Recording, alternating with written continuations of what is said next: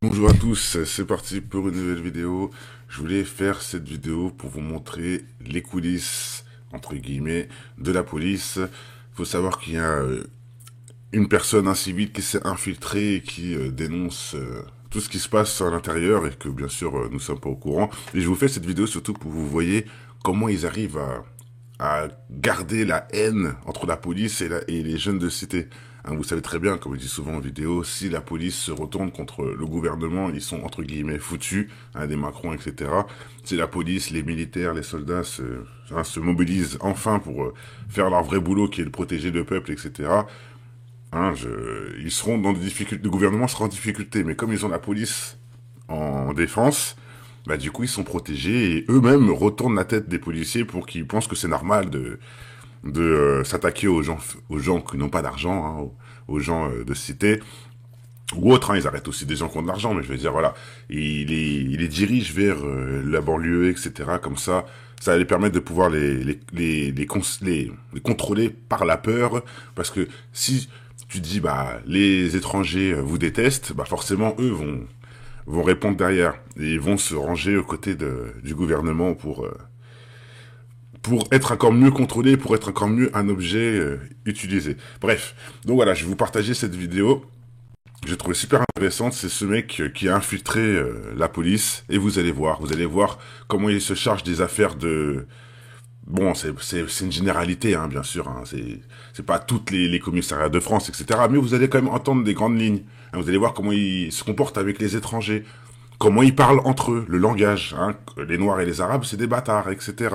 Vous allez voir aussi comment ils règlent les enquêtes de femmes battues et j'en passe. Hein, c'est bien de voir quelqu'un qui a infiltré les commissariats dire ce qu'il a entendu et ce qu'il a vu. Je pense que c'est mieux que d'inventer des choses. Voilà, allez, je vous partage la vidéo, c'est parti, c'est Un assez court. journaliste de 29 ans a consacré plus de 2 ans de sa vie à infiltrer les rangs de la police. Partir du principe qu'il n'y a qu'un voyage clandestin dans un commissariat qui peut permettre de voir ce qu'on ne voit jamais. La police fait face à deux grands tabous, les violences policières d'un côté, et de l'autre, tout ce qui est lié aux conditions de travail, au mal-être policier de manière générale. Et moi, j'avais simplement envie de montrer, de raconter le quotidien d'un policier dans un quartier populaire. Vous démarrez par l'école de police. Cette formation, elle va durer 12 semaines. C'est quoi qui va vous frapper le plus ? C'est le fait qu'en 3 mois seulement, je vais avoir une habilitation pour porter une arme sur la voie publique, donc marcher dans la rue en uniforme de policier, avec une arme à la ceinture. Et je me dis, waouh, c'est vraiment de la police low cost. Le cours, par exemple, sur les violences conjugales, ça dure 3 heures, c'est à la fin de la scolarité, et les 3 heures là, ça ressemble un peu à un cours d'anglais de fin d'année, vous voyez. Donc il y a 1 heure théorique, et les 2 heures qui restent, c'est consacré à la projection d'un film. Autre aspect qui montre que cette formation-là, elle était low cost, c'est le 1% environ consacré au code de déontologie. Donc le code de déontologie, c'est ce qui régit les pratiques des policiers et des gendarmes en France. Le 24 novembre 2017, après 3 mois d'études, vous obtenez votre concours d'ADS, adjoint de sécurité. Vous êtes officiellement flic. Qu'est-ce qui se passe dans votre tête à ce moment-là ? Ça faisait que 3 mois que j'étais dans la police, mais j'avais tellement peur de me faire griller pendant l'école, que je me suis dit, bon, je vais enfin m'échapper de cette école-là. L'idée, c'était de faire 3 mois d'école, 6 mois de commissariat et fin de l'infiltration. Et en fait, ça a duré bien plus longtemps parce qu'on m'a affecté dans un service qui s'appelle l'infirmerie psychiatrique de la préfecture de police de Paris. Ça a duré 15 mois. Au bout d'1 an environ, je me dis, mais il me reste presque plus de temps à végéter ici. Donc je demande un commissariat dans un quartier populaire. Et je me retrouve dans le 19e arrondissement, c'était mon premier vœu. Est-ce que vous vous sentez prêt ? Est-ce que vous savez manier une arme à ce moment-là ? Juste avant d'aller au commissariat, je vais sur YouTube pour trouver un tuto qui m'explique comment est-ce qu'on met en service une arme de policier, parce que c'est une chose que j'ai complètement oubliée depuis 15 mois. Elles sont comment ces premières heures ? Je suis juste stupéfait, parce que rapidement je vois un policier, donc un de mes nouveaux collègues, qui va frapper un gardé à vue. Le gardé à vue demande à aller aux toilettes, et il se fait frapper. Puis ensuite, je me retrouve devant la porte du commissariat, donc je fais la permanence. Et une femme vient pour déposer une main courante pour des violences conjugales. Son mari l'a menacée de mort. Et le policier qui est avec moi, qui m'accompagne, va dire à cette femme, si ça se reproduit, vous revenez nous voir. Je me dis, waouh, dans quel monde j'arrive ? J'ai assisté régulièrement à des violences. Elles sont toujours faites à l'encontre de personnes noires, d'origine arabe ou des migrants. Toujours. Des migrants, j'en ai vu plusieurs, 3, 4, se faire conduire dans un fourgon, se faire tabasser dans le fourgon, et puis ensuite on va les relâcher à 4 ou 5 km du lieu où on les a interpellés. Ce qui est le plus frappant, c'est que c'est systématiquement des violences qui sont sous les radars. C'est-à-dire qu'elles n'apparaissent jamais sur les ondes radio des policiers, elles ne sont jamais écrites. Ça se passe toujours dans des moments où les policiers ont un peu les mains libres pour faire ce qu'ils veulent. Donc c'est choquant évidemment de voir ces violences-là. C'est le fait d'une minorité de policiers. Ce qui est extrêmement surprenant, c'est que la majorité des policiers qui fassent partie de la hiérarchie policière ou qui fassent partie de simples collègues ne disent rien devant ça. Et parfois d'ailleurs, ils ne cautionnent pas ces violences-là. Ils ne les cautionnent pas, mais ils disent rien. Il y a ce mot qui est aussi récurrent dans ce livre, c'est le mot bâtard.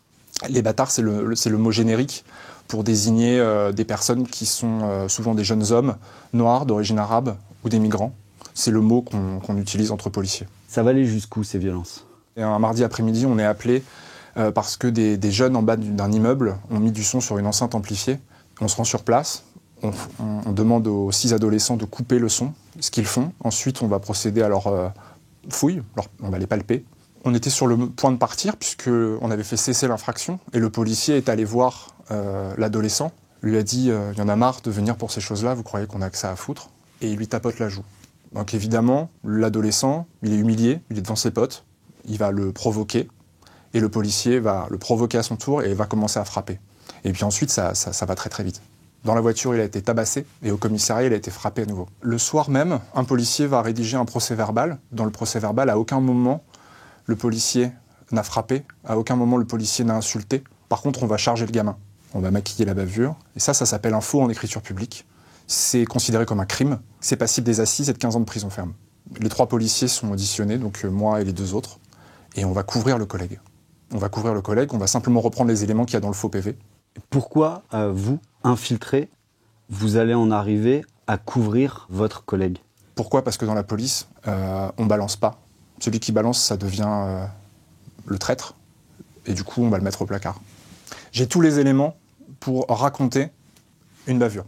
Et puis je me dis, là, en faisant ça, en prenant ce risque-là, c'est que ça permet à terme de pouvoir délier des langues et de pouvoir raconter et pouvoir dénoncer 1000 autres bavures de ce genre-là. Qu'est-ce qui se passe dans votre tête à ce moment-là ? Il y a la dissociation dans ma tête. C'est d'un côté le policier qui se dit j'ai fait mon devoir de policier, c'est-à-dire que j'ai été corporatiste, j'ai couvert, j'ai aidé, j'ai épaulé mon collègue, et de l'autre, il y a le journaliste, il y a le citoyen qui se dit « Waouh, là, dans quoi est-ce que je me mets ? Dans quel képier est-ce que je suis en train de me fourrer ?» Donc il y a cette vraie dissociation à ce moment-là. Est-ce que le fait qu'une voiture de police mette la sirène, les gyrophares, juste à des fins personnelles, est-ce que c'est un mythe, ça ? Je peux vous raconter l'anecdote d'un midi, un déjeuner, où un policier qui était dans la voiture voulait impérativement aller manger dans une boulangerie qui se trouve à l'opposé de Paris. Du coup, on a traversé tout Paris, on a fait l'aller avec les gyrophares hurlants et le retour avec les gyrophares hurlants.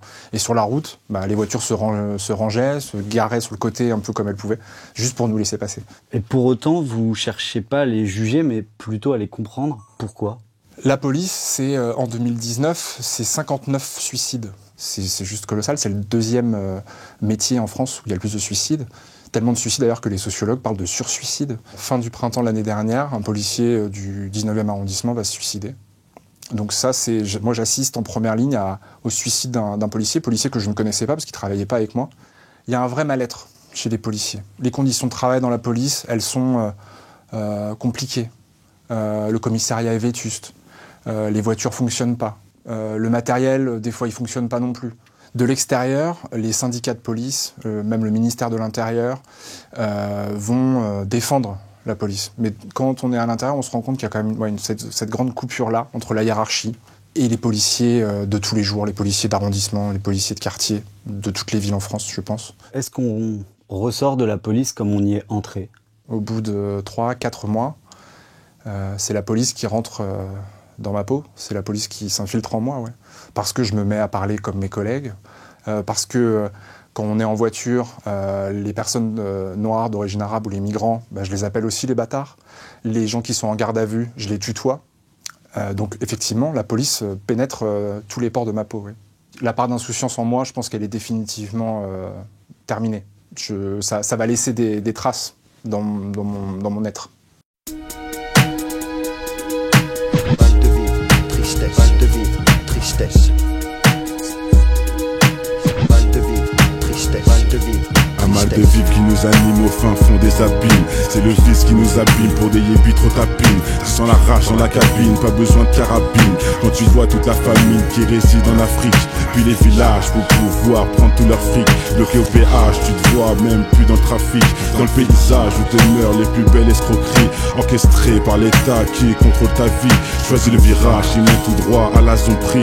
Des fils de lâches qui s'entraident que entre chéris. L'apprentissage de la rue est une vieille industrie. Le métissage vient des enfants violés de leurs nombreux crimes. Ne voilent pas la face face à la justice et l'injustice entre l'homme d'affaires et le mec qu'un pas bat plus 10. C'est les valeurs et leur conscience qui fait preuve de fainéantise. Après l'analyse, beaucoup de mecs se noient dans la tise. Traumatisé, je constate une défaillance dans l'expertise. Autant dire un gun, une gâchette et puis tu tires. Tu vas me dire, quand t'es sable, ton cache et puis tu tires. Mais les vrais guerriers lâchent pas, c'est le conflit qui m'attire. Je n'irai pas en tant que martyr avant de partir avec les satires en enfer. Pour mal commis, on t'enferme pour un Lucky. Comment faire pour sortir cet enfer où les plus chanceux ressentent enferme avec une femme au fer. Le chagrin se noie dans un verre, les pompiers sont à la messe. Les cœurs pistés font leur rond et d'autres se prennent pour Jack Mesh. Ça l'homme contre soi-même, c'est la triste réalité. Les valeurs sont bafouées pour la crédibilité. Ils font des suivre leurs lois mais je suis pas habilité. Trop de paix sur la nature qui blesse l'humanité. Les régions devenues des tas de sens, indiens jusqu'au pygmée. Un monde qui part dans tous les sens et qui ne cesse de s'effriter.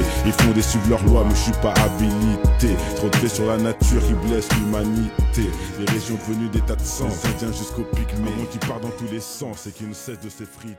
Le vase est inondé.